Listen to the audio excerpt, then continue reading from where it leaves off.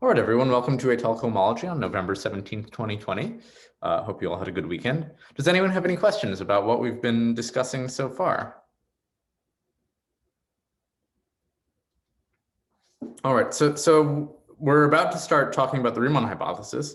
So last time we discussed the rationality of the zeta function, at least for smooth projective varieties. And we'll discuss more about other varieties today and next time. And then I gave you as an exercise the statement that Poincare duality implies the functional equation for the base zeta function. So today we're going to start talking about the Riemann hypothesis for real.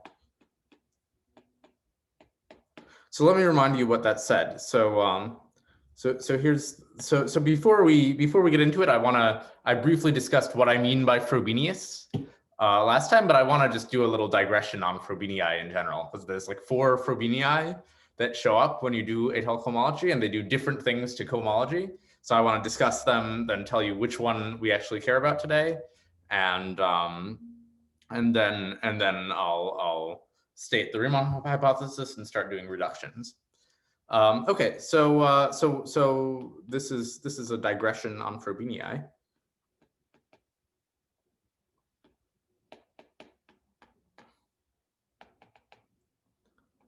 Okay, so what's the setting? So X is going to be a variety over a finite field. Well, let's say X0 is a variety over a finite field, FQ, and X will be its base change to the algebraic closure or an algebraic closure of FQ. So we want to understand Frobenii on X, right? That's what we're trying to understand. And the sort of situation where we can use that to count points, which is what we care about, is where we have a Frobenius, which is a morphism over FQ bar. So that's one I described in a sort of complicated way last time. Let me give you a simple description. So first of all, this is called the relative Frobenius. So, well, yeah, let me just start by listing some Frobenii. So first of all, there's the absolute Frobenius.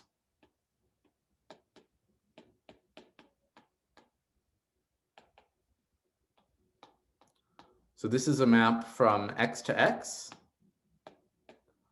And what it does is it just sends every function, well, let me do it this way. It sends any function on F to the Q. So that's the absolute Frobenius. This is not a morphism. So this is, I'll just call this Frob absolute. I'll try to distinguish all the Frobenii that show up today with actual subscripts, and then I'll tell you for the rest. I'll pick one for the rest of the talk and tell you which one I'm going to use. So there's the absolute Frobenius. So this is not a morphism over FQ bar.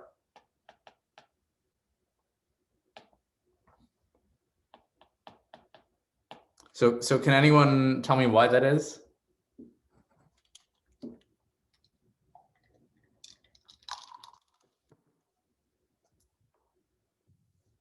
Just to make sure you guys are awake.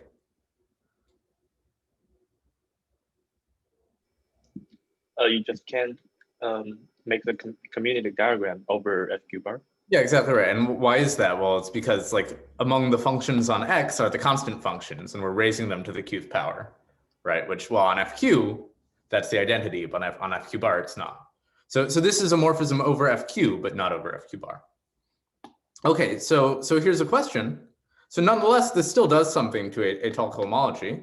So Frob abs gives you a map from, for example, H star XQL to H star X, well, Frob abs pullback of QL. But that's just, I mean, you took the pullback of the constant sheaf, so that's the constant sheaf. So what map is this? Any thoughts? So what map is this? Maybe I'll call it Frob star.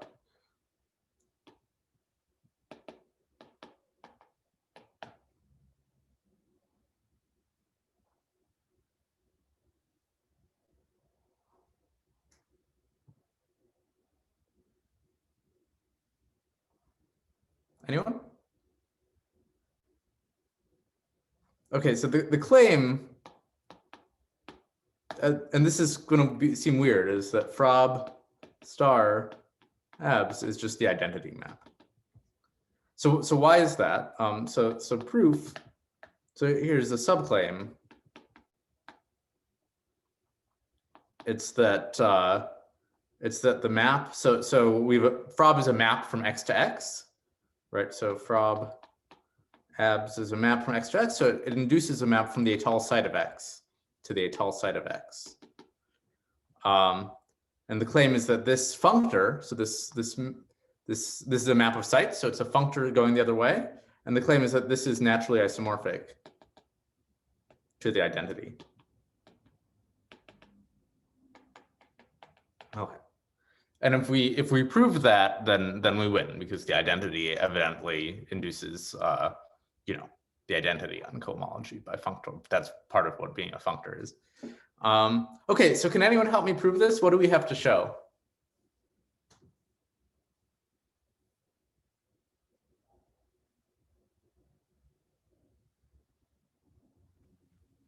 So what is inverse function? Yeah, inverse functor. Yeah, so we could make an inverse, and then well, that would be showing it's an equivalence, right? That's not quite showing. Yeah, so I'm actually trying to show it's naturally isomorphic to the identity functor. So we have to write down a natural isomorphism, right? Right.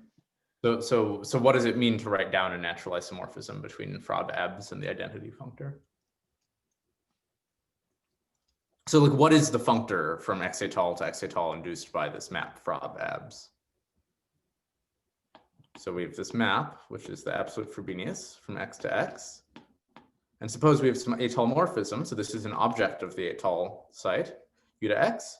And then this functor sends U to the fiber product, U times X over X, where here this is kind of via the Frobenius map, right? So what do we have to do? We have to show that this fiber product is naturally isomorphic to U over X, right? Does everyone agree with that? So we want that this U cross X over X is naturally isomorphic to U, or it's canonically isomorphic to U. So can anyone give me such a canonical isomorphism?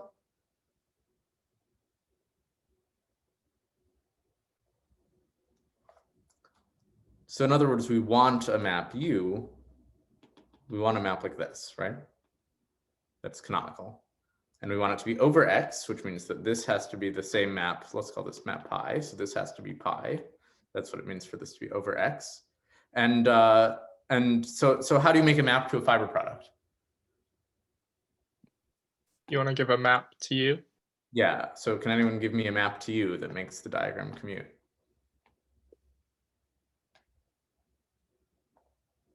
Want a Frobenius map? Yeah. So if you just take the absolute Frobenius on U here, then this becomes the relative Frobenius. This is called Fu over X. Okay, and then the claim is that in this Étale setting, this map is actually an isomorphism. So the exercise, and this uses that U to X was Étale, is that Fu over X is an isomorphism. Okay, so that concludes the proof.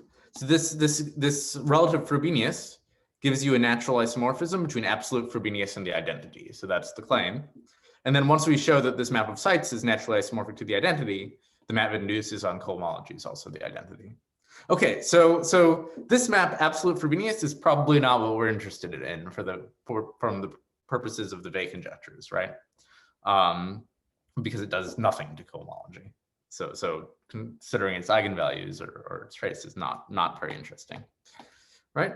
Okay. So last time I told you what we cared about was relative Frobenius. So relative Frobenius. So I just described this for U over X, but this makes sense for any base of characteristic P. So here's what it is. And here's I described it in kind of a fancy way last time, but I'll try to be concrete this time and give you an example. So we have X to spec K to spec FQ bar. This maps to spec FQ bar maps to itself via the absolute Frobenius. And then we take x prime. So let me call this Frob Q. So this x prime is the fiber product. It's the Frobenius twist of x. If x is defined over fq, which it was in our setting, this is canonically isomorphic to x. And I'll explain again. I mean, I explained that last time, but I'll explain again why that's true in a second. Okay, and then again, we have this fiber product. So x still maps to spec fq bar. It also maps to x via the absolute Frobenius. And then we get a relative Frobenius here. This is called fx over k. So this is what I said we were going to talk about, and it is what we'll talk about, but I want to discuss its properties a little bit before we keep moving. So here's a concrete description of it.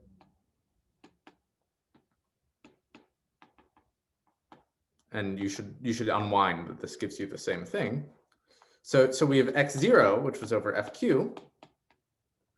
And then we have this absolute Frobenius from x0 to x0.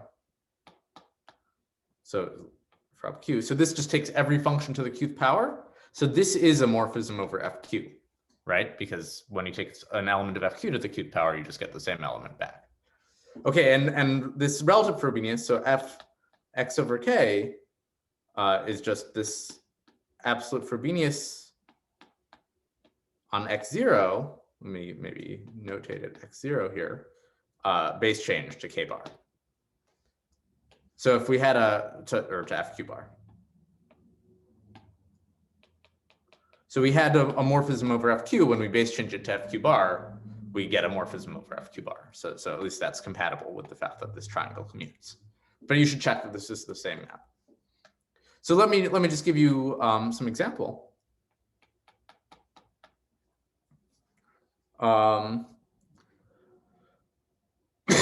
Excuse me.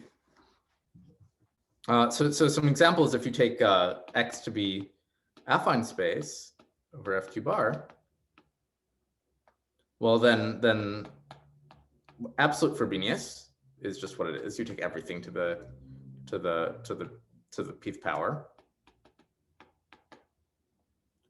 Relative Frobenius, it takes, so if we write this as let's write this as spec fq bar t1 through tn. This sends just the ti to the p, and it leaves the constants fixed. Great. Are there any questions about this?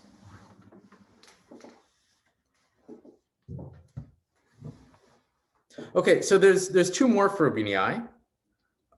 So there's the arithmetic and geometric Frobenius.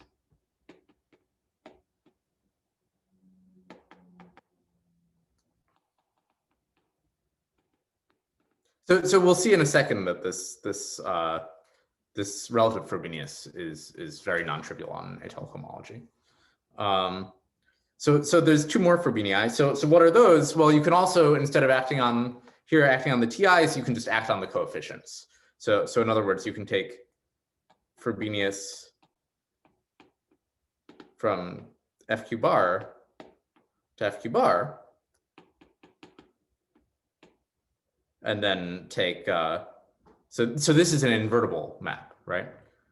So let me call this, yeah, let me just call this f sub k. And then you can take, so the two more Frobenii are, you can just take f sub k and base change it to your x, or you can take, well, it's an invertible map, so you can take its inverse and base change it to x. And these both give you maps x to x. But what do they do? So this raises kind of the coefficients of polynomials, so raises coefficients to pth powers. And this takes 1 over pth roots. It takes pth roots of coefficients. So for example, in this example of affine space, this one just raises, it does stuff to fq bar, but leaves the t's alone. And same with this. So the first one raises elements of fq bar to the pth power. The other one takes their pth roots. Okay, so these are called the arithmetic and geometric Frobenius. And the observation So the observation is that the absolute Frobenius on X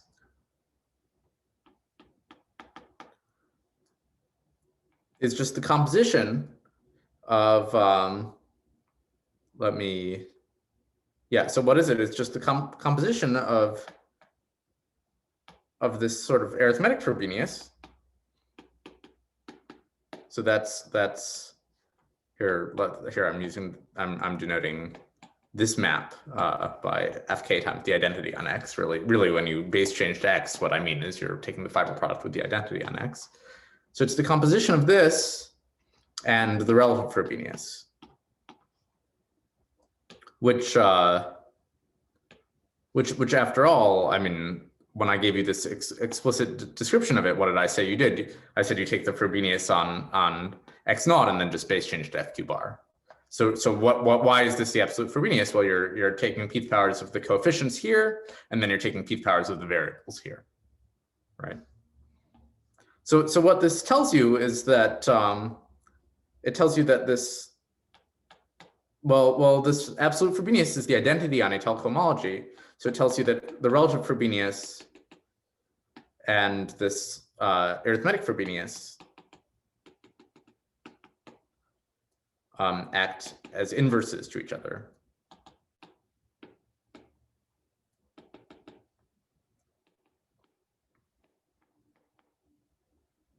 On an Étale cohomology. All right, so this is the digression I wanted to go on. So for the rest of the talk, when I say Frobenius, so from now on, Frobenius will always mean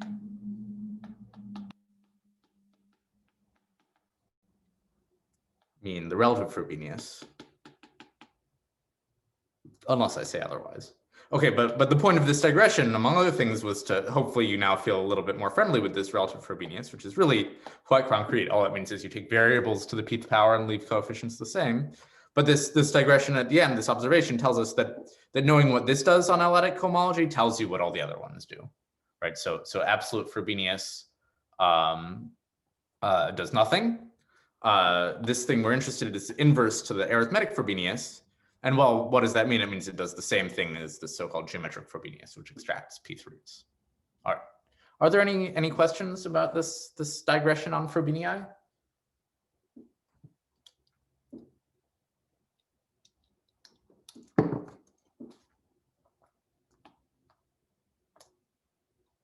Okay, so with that in hand, let me now state the Riemann hypothesis. So the theorem, our goal, which is the Riemann hypothesis, which is again, so X naught will be a smooth projective variety over a finite field FQ, and X will be its base change to FQ bar. So then the theorem is as follows. So then the eigenvalues of now relative Frobenius, Fx over k, acting on the Étale cohomology. So here, note, this is the cohomology of a variety base change to FQ bar. So this is a variety of an algebraically closed field. So the eigenvalues of this are algebraic numbers, really algebraic integers.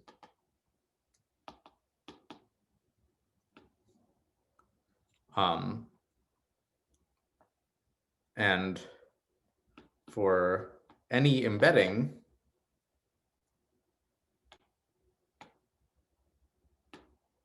of Q adjoin the eigenvalues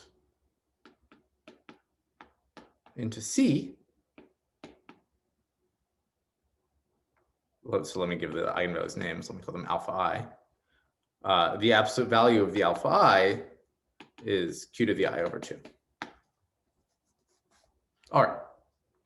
So this is the statement. So another way of saying this is these are algebraic integers, and like if you just put the algebraic integers into C, they have this very special property that all of their Galois conjugates have the same absolute value, and that absolute value is q to the I over 2. All right. Are there any questions about this statement?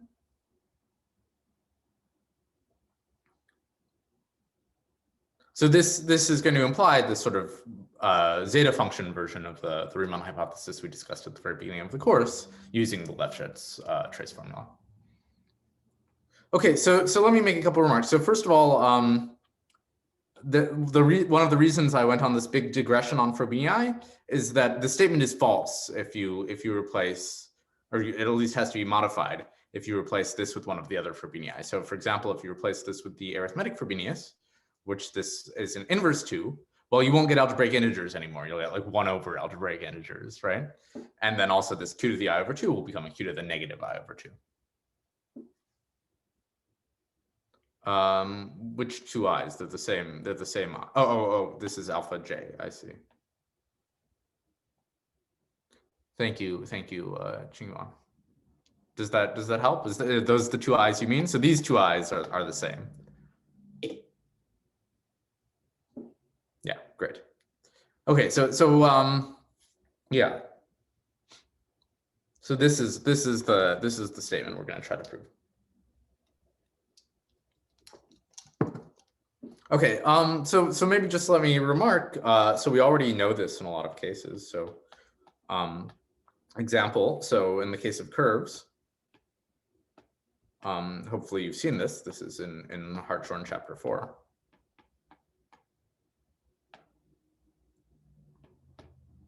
So if you haven't seen this, you should take a look. And there are a couple different proofs for curves. So the one in Hartshorne uses the Hodge-Index theorem for surfaces. So in particular, it applies the Hodge-Index theorem to the surface C cross C.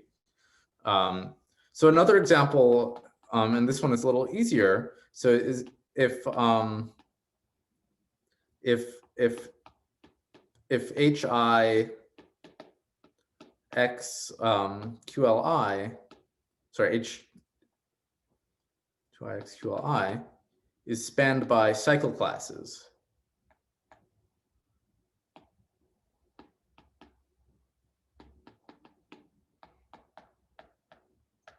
Then we know our H.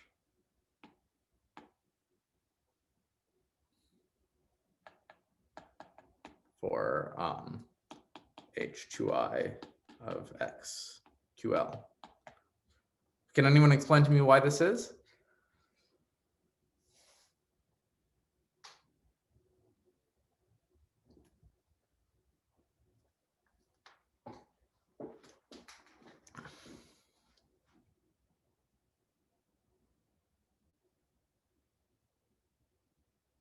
So if you're spanned by cycle classes, you can just like pick a basis of cycle classes, right? And well, how should I say this? Yeah. So after so let me just prove this. So proof. So after so pick a basis of cycle classes of H2I X. So by cycle classes, I just mean cycle, like the classes in cohomology associated to some subvarieties of codimension I, consisting of cycle classes.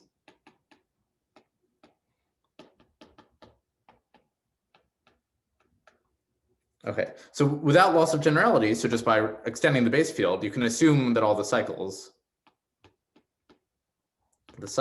are defined over FQ. So why is that? I mean, we're trying to prove that some numbers are algebraic numbers with some absolute value, but that's insensitive to replacing those numbers with a power, right? Like if you have an algebraic integer, if you have a number whose power is an algebraic integer, then it was already an algebraic integer. And if the absolute values of all the conjugates of some power of an algebraic number are the same, then that was true for the original algebraic number. So okay, so we can just extend our base field so all these cycles are actually defined over FQ. So what does that mean? That means that Frobenius, well, what does that mean? It means we have this surjection from codimension I cycles in X to H2I X QLI. So by assumption, this is a surjection. And this is Frobenius equivariant.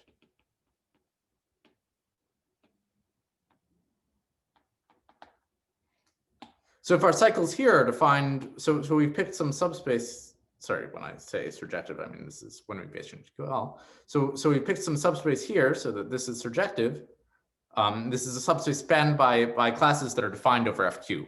So FQ acts trivially here on V. So this implies that Fx over K acts on H2I of X QL of I trivially.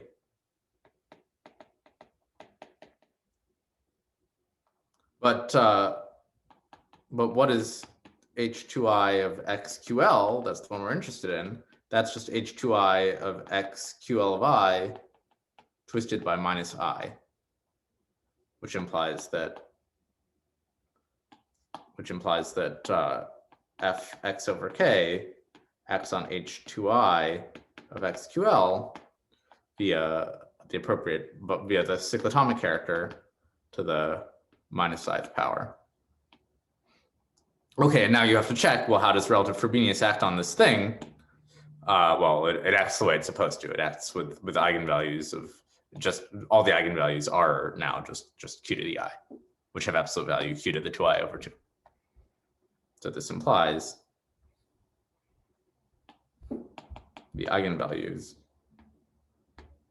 are q to the I, which is q to the 2i over 2, which is what we were trying to prove. Okay, so there's a little subtlety here. So what we showed is when I say the eigenvalues are q to the I, so this is after assuming that the cycle classes are actually defined over FQ. So over our original field, we will get like q to the I times the root of unity. Okay, so this is a very trivial case. Okay, so now let me start talking about how to actually do the general case. Before I do that, are there any questions about this example? Maybe let me give you an example of a variety for which this is true. So if you take a cubic surface, then the cohomology is spanned by cycle classes.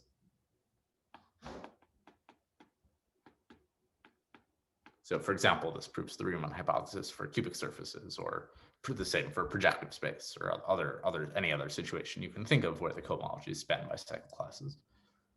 Great. Are there any questions before I start talking about reductions for the general case?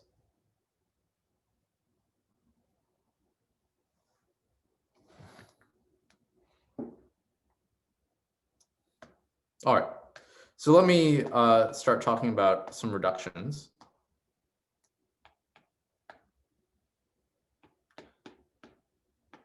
So there's two reductions I want to explain now.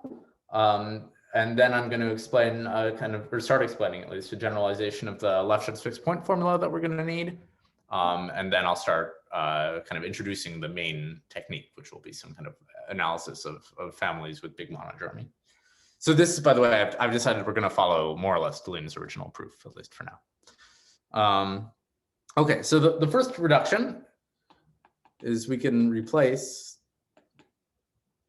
So these are reductions for the proof of the Riemann hypothesis. You can replace FQ with a finite extension, FQ to the m. So I already kind of explained this in the example, but maybe can someone explain to me why that's okay?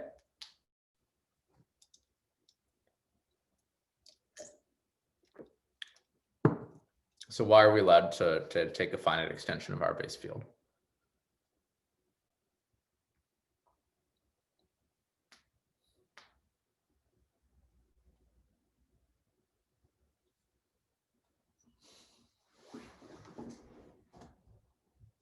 Yeah, so this just raises the eigenvalues to the power of m. So this has the effect. So this is because this has the effect of replacing the relative Frobenius Fx over k with Fx over k to the m, which raises the eigenvalues, which I've been calling alpha j, to the mth power. Okay, but alpha j satisfies the desired properties.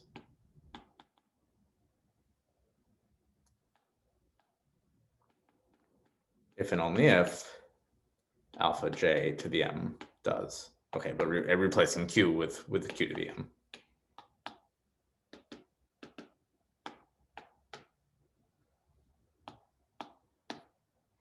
So that's a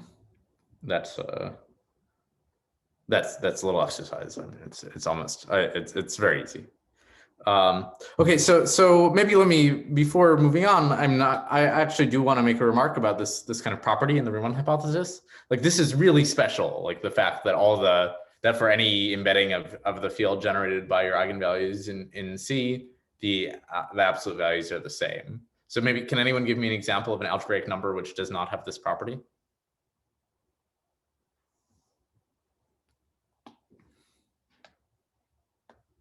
So remark this property that the absolute value of alpha is independent of the embedding Q join alpha into C is very special. So yeah, so can someone give me a non-example? So a number that doesn't have this property.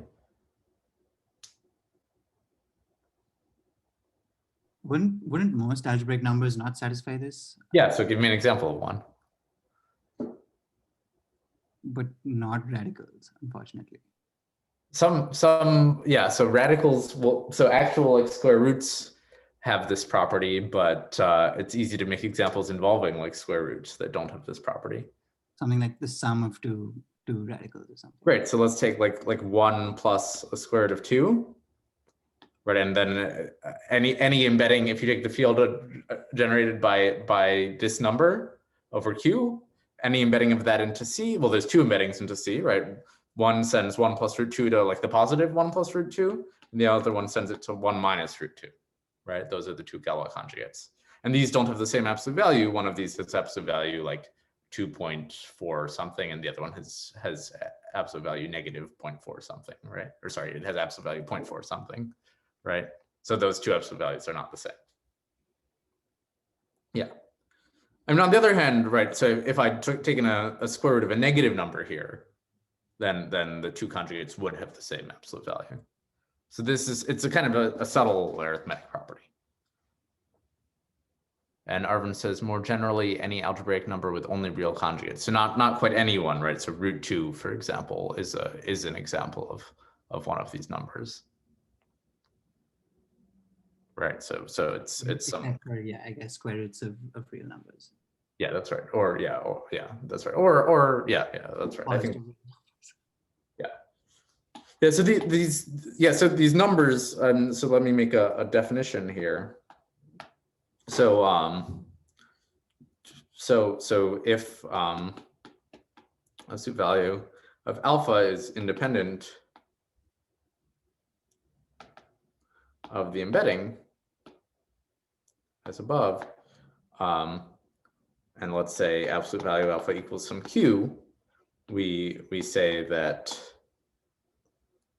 well, actually, let me q to the I over 2. We say that alpha is a QV number of weight I. Okay, so this is not totally standard notation. So some people, for example, if I is 1, they just call these QV numbers.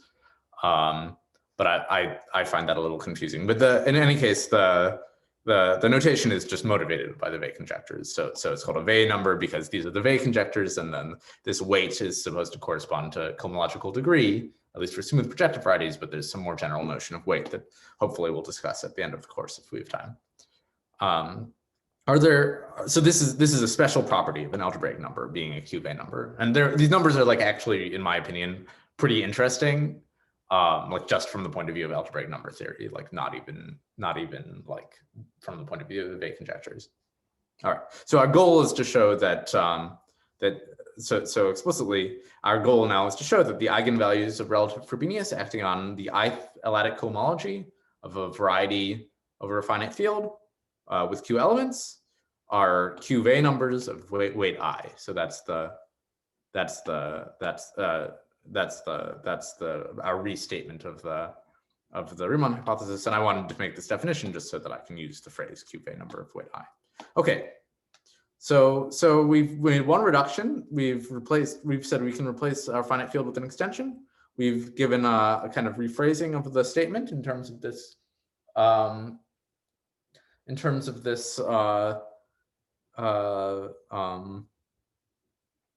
definition. So now let's do reduction 2. So this is a sort of very weird idea, which I think was Deligne's. I mean, I don't want to say it was his big insight, because like you'll see later in the proof, there's a lot of like very difficult algebraic geometry that goes into it. But he observed that it's enough to show a much weaker statement. So it's enough to show the following. So theorem that if X is smooth and projective of even dimension,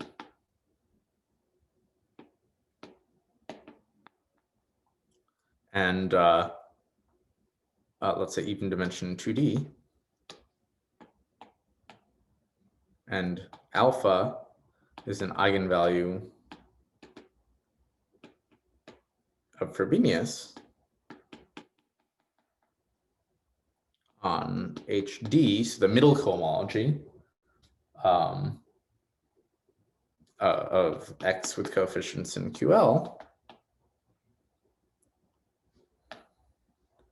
then we have Q to the D over 2 minus 1/2 is less than the absolute value of alpha is less than Q to the D over 2 plus 1/2.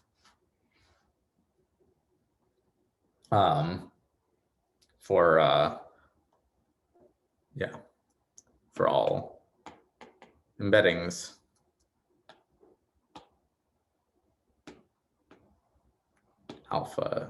Q adjoint alpha into C. All right, so let's prove that this implies RH. Okay, so let me just briefly remark on what we've gained here. So first of all, even dimension is a big gain. So that's only half of varieties of even dimension. The big thing we've gained though is that we're not trying to prove an equality of the absolute values. We're just trying to bound the absolute values. So this is it looks, at least a priori, much weaker than the Bay conjectures. Right. All right. So are there any can anyone help me prove this?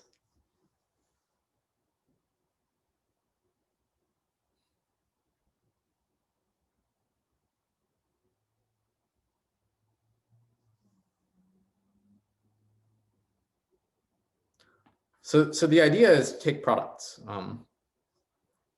So the idea is to take products. So this is what some people like. I think, for example, Terry Tao calls this kind of trick the tensor product trick. So he has a nice blog post with lots of examples of this kind of trick showing up. So let's take an example. So let's let Y be any smooth and projective variety.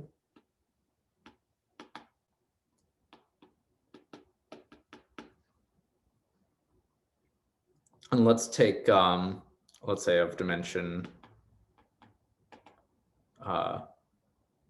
n. So n need not be even here.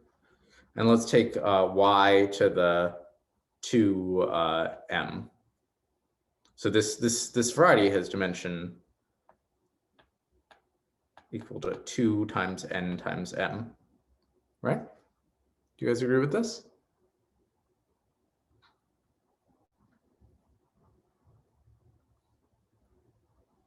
Okay, so let's look at its middle cohomology. So H nm of y with coefficients in QL looks like the direct sum over, well, I1 through I2m, such that the sum of the ij's equals nm of the tensor product of hij, this is now over j, of y with QL coefficients. Do you guys agree with this? Sorry, this should be a capital M. So this is just the Kunith formula.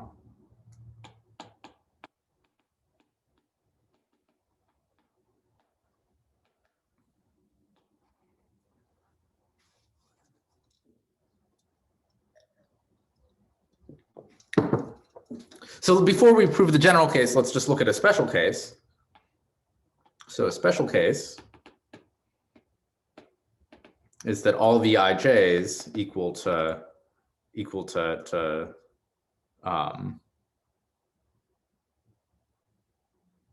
sorry, this should be this should be dimension 2D. This should be in degree 2D.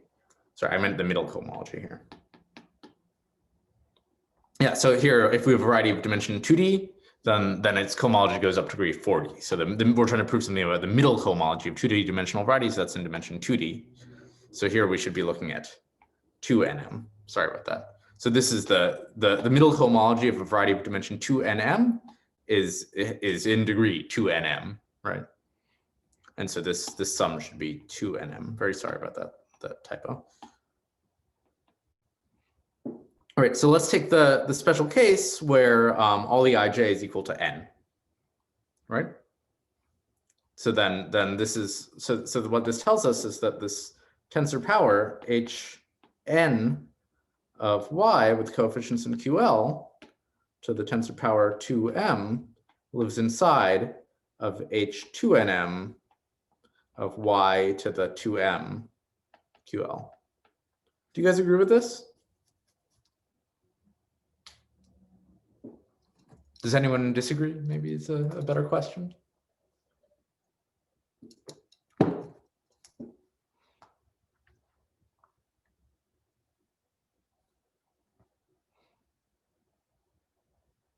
Okay, so the observation now is that this is the middle cohomology of an even dimensional variety. So if we believe the theorem, that tells us that that for any eigenvalue of Frobenius showing up here and hence here, we have this bound. So we get that that q to the, let's see, we're in dimension 2nm, so we're q to the nm minus 1/2 is less than our eigenvalue. Well, here we're interested in eigenvalues here. So we can the ones that show up in the 2m tensor powers are like monomials in those eigenvalues. So in particular, one monomial is just taking the 2mth power. So we get alpha to the 2m here.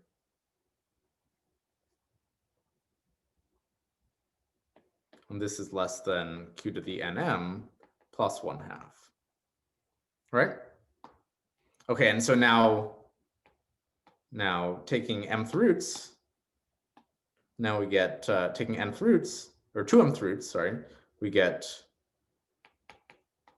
q to the n over 2 minus 1 over 2m is less than the absolute value of alpha is less than q to the n over 2, sorry, this should be 1 over 4m plus 1 over 4m.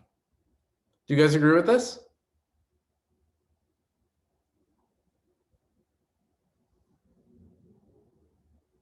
Great, Freddie has given me a thumbs up.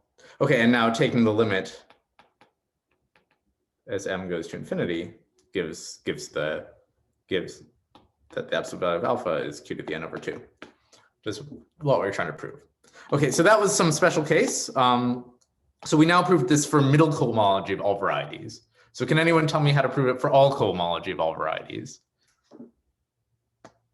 So this implies the answer for middle cohomology of y. So we already knew it by assumption, well, at least up to this inequality for middle cohomology of even dimensional varieties. We've now done it for all middle cohomology of all dimensional varieties, but now we have to do not just middle cohomology, right? So Jose suggests Poincare. Yeah, so Poincare duality tells us it's enough to do it either in degree above the dimension or degree below the dimension, but we still have to do one of those. Yeah, so okay, so let's write so Poincare duality says it's enough to do this, to do HR of y QL for r bigger than the dimension. All right, so can anyone suggest a way to do that?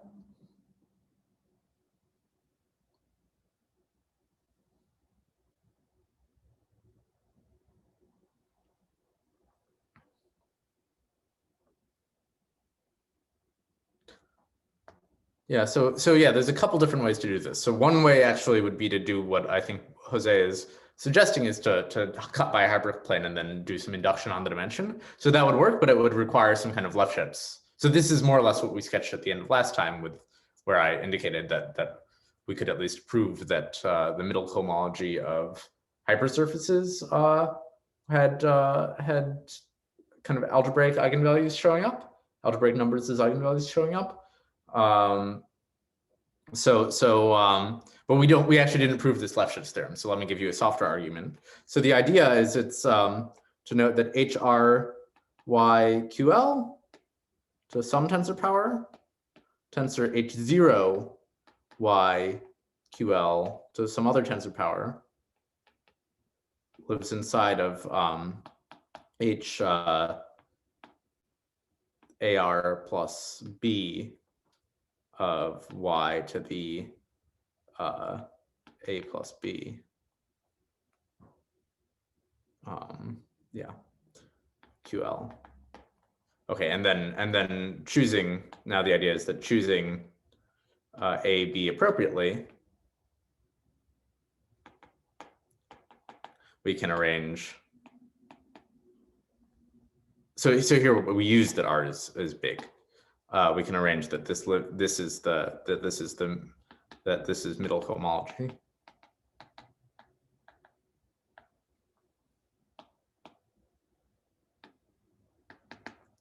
But Frobenius acts just trivially over here.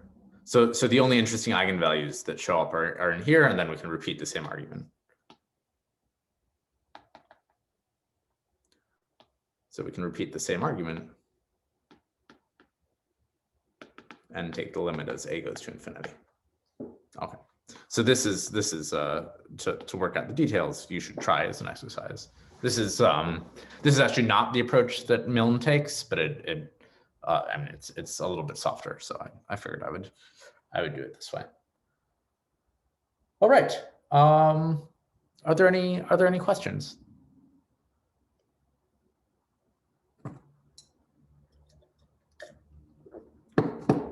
So we've now reduced ourselves to showing this inequality, well, and to showing that these alphas are actually algebraic numbers, which we need for this inequality to make sense.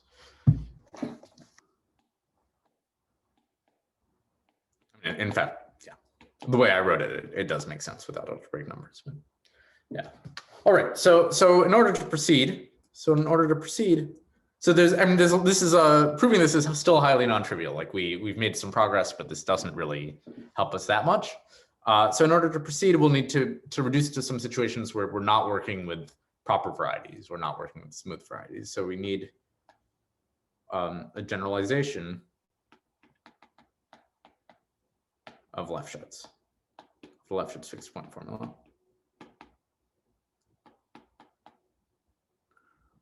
Point formula, and we need it in a variety of settings. So we need it for non-complete varieties, so non-proper varieties.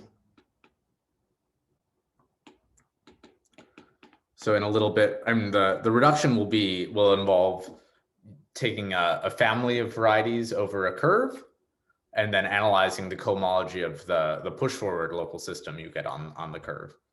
So that's going to be like typically if you have a family of smooth varieties over a curve, the curve will not be proper.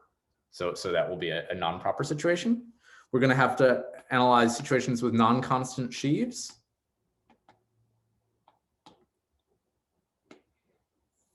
Why is that? Well, we'll have a family of varieties over a curve with a push forward, like the derived push forward of the constant sheaf on top will probably be a local system on the base. It will be a non-constant sheaf on the base in general. And then we're also going to need to understand sheaves of modules over rings like Z mod L to the n Z. Okay, and this one, at least it's not so well. Can anyone tell me what is the problem with formulating a Lefschetz trace formula for sheaves over a ring like this? So does anyone see like why the statement needs some kind of revision?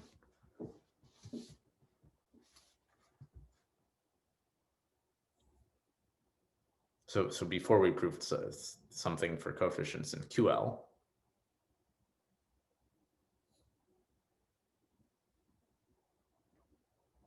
So even if you just took the constant sheaf Z mod L to the NZ, I think there would be some issue.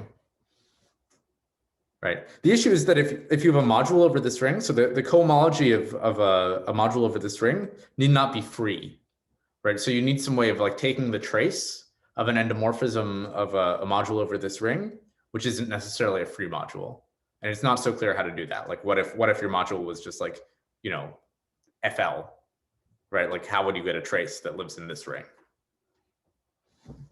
Right. So what we said before actually works fine with FL coefficients, but if your coefficients here are not a field, one needs to think a little bit about what to do. All right. Are there any questions about that?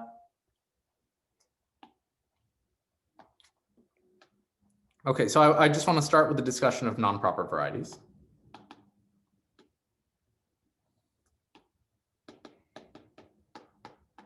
So just to show you that the statement cannot be maybe as simple as one might hope.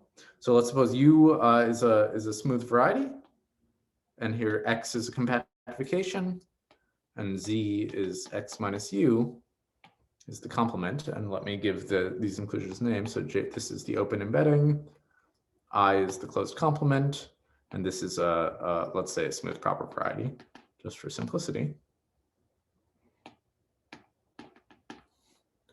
Then we had a Dyson sequence, as Jose mentioned, which the way we thought about it is it came from the following exact sequence of sheaves. So if we have let me actually just do QL coefficients here.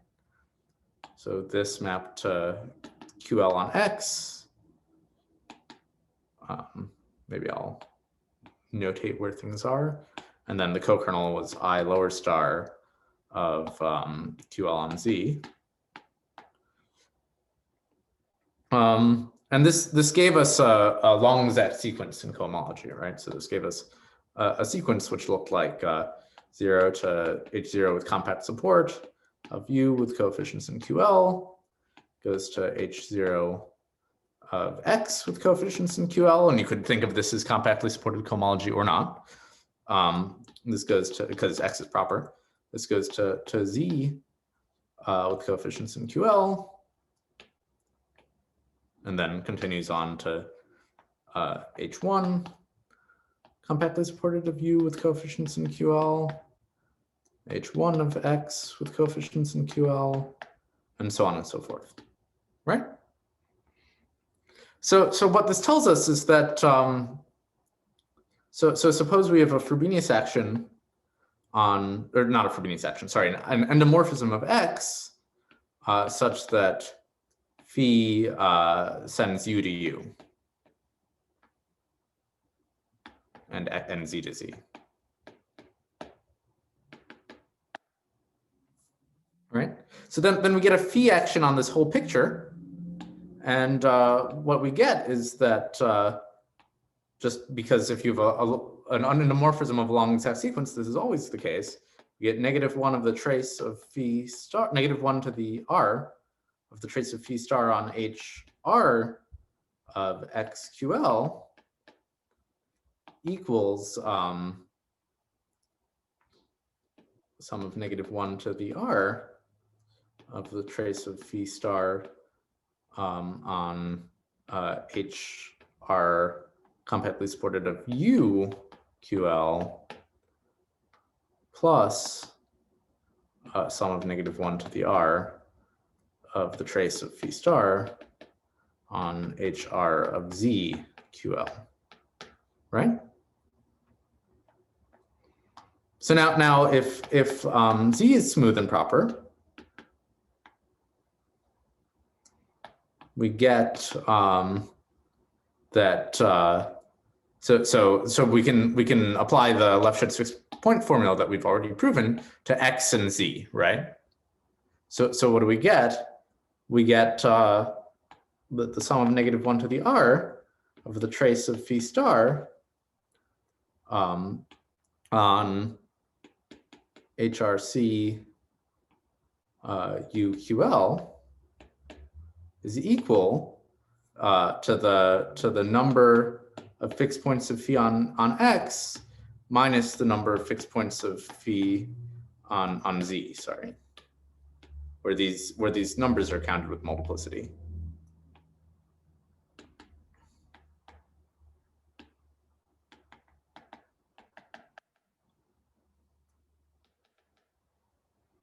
All right.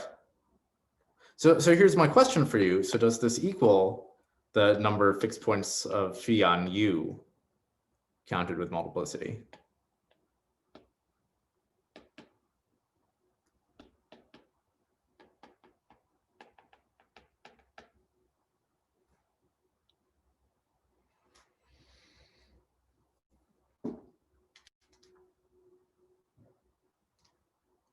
Any thoughts?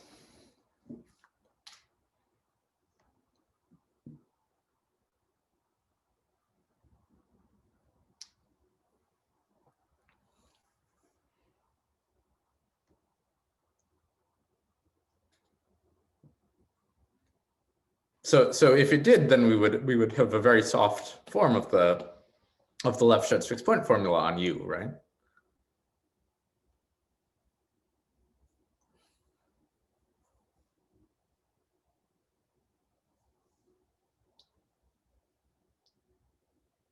So I probably wouldn't be asking the question if the answer was yes, right? So can anyone give me a counterexample maybe?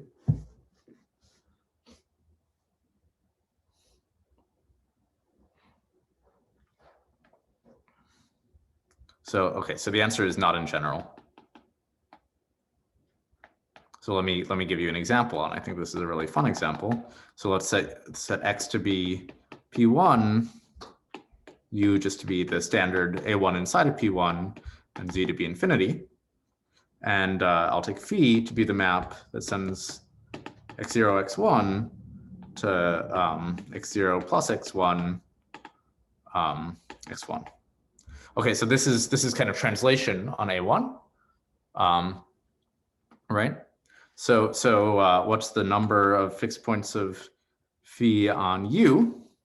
Anyone?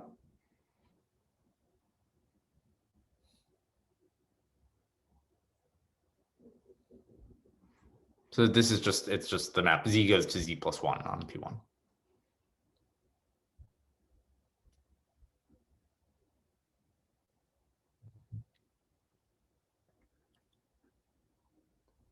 So how many points does this fix on A1? 0. Yeah, it's just 0. Great. What's the number of fixed points on Z? Well, Z is just a point. So this is 1. Okay, and now here's the million-dollar question. What's the number of fixed points on P1 counted with multiplicity?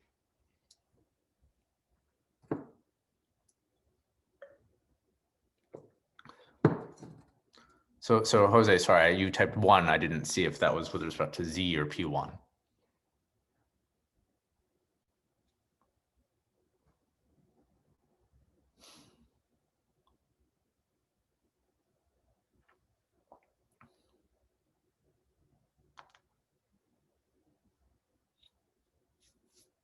So what's the number of fixed points on P1 counted with multiplicity?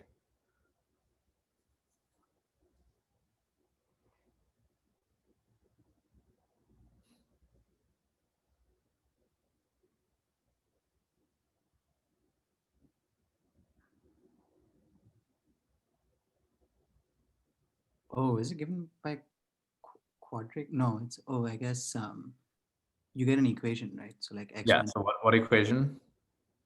x1 squared equals 0. Is that the point? Yeah, that's right. So yeah, you get x1 squared equals 0. That's exactly right. So what's the multiplicity of the set of solutions to that? 2. Yeah, so you get 2. Okay, and then here's the observation, which is that 2 minus 1 is not equal to 0. Okay, so okay, and we also could have seen this from the Lefschetz fixed point formula. So here one has to do a computation, but basically because this phi is homotopic to the identity, like you can literally, like if you put a t in front of this x, you can literally just move it to the identity. It has to do the same thing on the cohomology of P1 as the identity. And the identity has well, the trace on H0 is 1 and the trace on H2 is 1, and there's no other cohomology, so you get 2 from the Lefschetz fixed point formula. Okay, so can anyone explain what went wrong here? Like why the number, like why is this equality here not true in this case? So can I ask a question? Yeah. By counting the multiplicity, it seems like you want to think of the set of fixed points as a scheme or a divisor or something. That's right. So strictly speaking, if you remember from the statement of the Lefschetz fixed point formula, it was the intersection number of the graph of phi with the diagonal. Oh, I see. So that's where it gets counted. Yeah. So in the case of so how do you actually compute that? Well, in the case that intersection is actually a 0-dimensional scheme, it's just the length of that scheme. So if you like the dimension of the space of global functions as a k-vector space. So in this case, we get k join epsilon mod epsilon squared, which has dimension 2. Cool, thanks. Okay, so what went wrong here? So the point is that this when you compute multiplicity, so this computing multiplicity on P1 is not the same as computing it on X, as computing it on infinity. So in general, like multiplicity of a fixed point is not something that is preserved under restriction to a closed subscheme. So why is that? Well, in our example here at infinity, this had multiplicity 2, but on z is just a point. It's impossible for anything to have multiplicity 2 on a point. So this tells us that so even though kind of the only fixed points on P1 and z are the same, their multiplicity viewed as fixed points on P1 or viewed as fixed points on z is different. Okay, so what we get, so what we get from this POV is that we get a Lefschetz fixed point formula if and only if the number of fixed points on U plus the number of fixed points on Z counted by with multiplicity equals the number of fixed points on X. And then the same reasoning tells us this is true if and only if for all X and Z phi, so all fixed points on X, the kind of multiplicity of X as a fixed point of, let me write it this way, the multiplicity of X as a fixed point of phi on Z equals the multiplicity on capital X.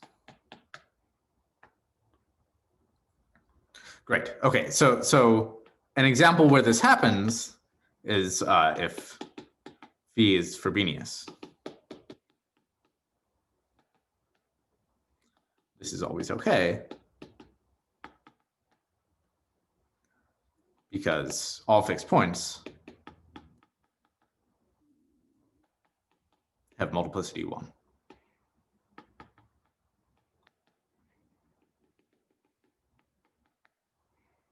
All right. So what we've proved, so the corollary, Well, we've only proven this in a special case, but let me just state the general case, and then I'll discuss it in a little bit. So if U is, we've shown that if U is smooth, with smooth compactification and smooth complement,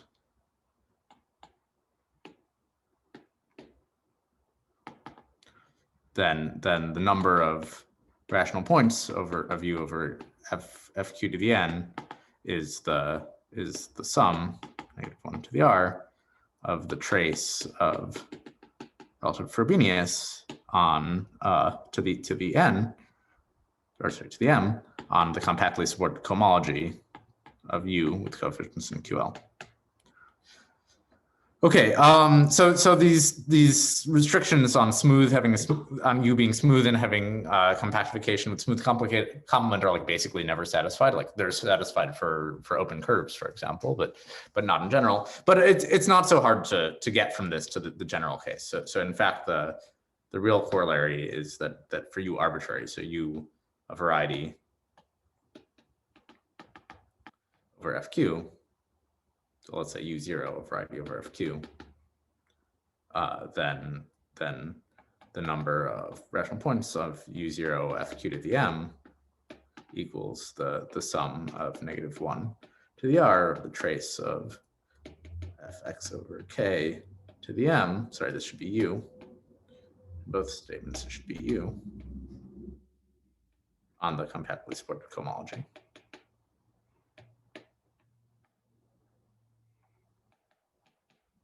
And note, this is the cohomology over the algebraic closure. Okay, so how does one do this? One has to do some kind of annoying devisage and induction on the dimension. So what do you have to do? So we know this for points.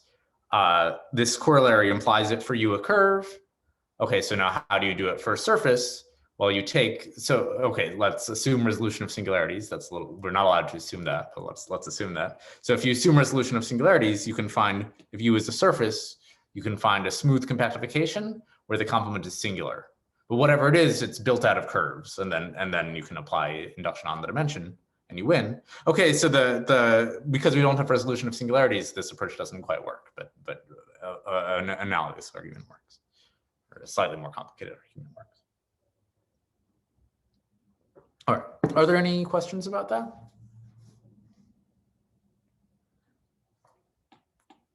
You can also, I mean, we'll discuss a sort of fancier version of Lefschetz in a little bit for non-constant sheaves. I'll start discussing it now. And you could also prove the sort of general situation using that by induction on the dimension. All right. So this was sort of an intro to what happens for non-compact varieties, and we already saw that it's kind of subtle. So what happens for non-constant sheaves? So let's talk about Lefschetz for non-constant sheaves, and I'll just start discussing that. Okay, so first of all, what should the statement even look like? So suppose E is even, let's just say a least or locally constant QL sheaf on x naught. So given a map from x naught to itself, or really x to itself, let me just make this x for a second. Given a map from x to itself, we get a map from the cohomology of x with coefficients in E to the cohomology of x with coefficients in the pullback of E. Okay, this is like not the kind of thing that you can take the trace of, right?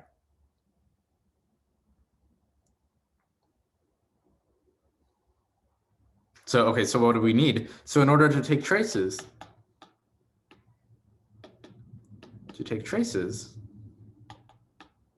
we need extra structures. So we need, in addition,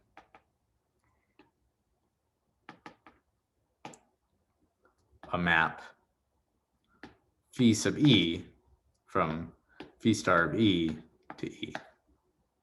Okay, and then we can take this composition. So then we get a map, which people call phi, phi sub E star from H star X E to the pullback, to the cohomology of the pullback And then we can apply this phi sub E here to get a map back to the cohomology of E. Okay, so we're looking for a kind of a way of understanding the traces of these maps in terms of fixed points of E. So let's also look at what happens if we have a fixed point. So now if x in x is x phi is a fixed point, so then we can look at the stalk of phi star of x of phi star E at x.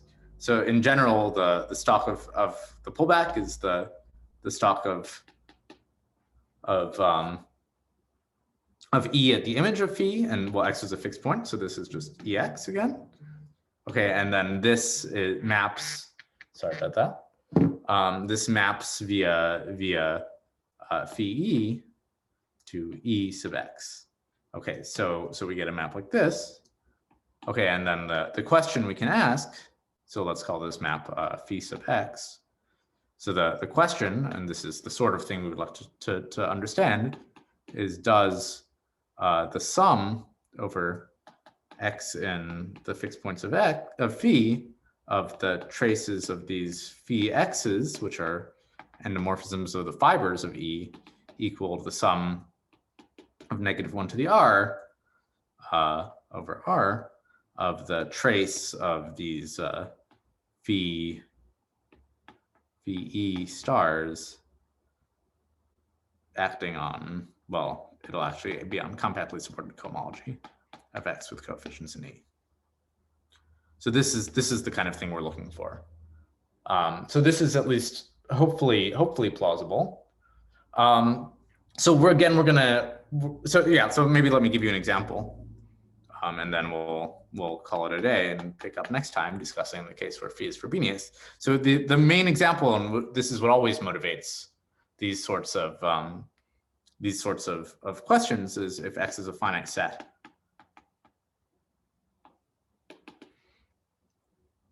So then, so then what happens? So then the left-hand side is just so we have phi from x to x. And what is a sheaf on this thing? It's just like a vector space.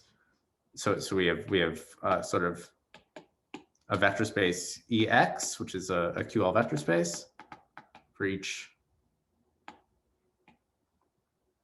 x, and we have a map phi E from E phi of x to Ex for all x. This is the data in the case of a finite set. And then what are we saying? We're saying that the sum over x in the fixed points of the trace of phi x. So let's call this map phi x is equal to the trace of sort of the direct sum of all the phi x's on as a map from direct sum of all the ex's to itself. So this direct sum is just the global sections. Okay, and this is kind of clear. So basically, it's saying that the trace is only the kind of diagonal blocks are contributing to the trace. So proof is that only the diagonal blocks here. So this is a block matrix, if you'd like, and only the diagonal blocks contribute to the trace. So you should check this yourself. So this is like the special case of a finite set that we're trying to generalize. All right, so we're out of time. So I'm going to stop recording. I'll stick around if anyone has any questions for a couple of minutes. And thank you all for coming today.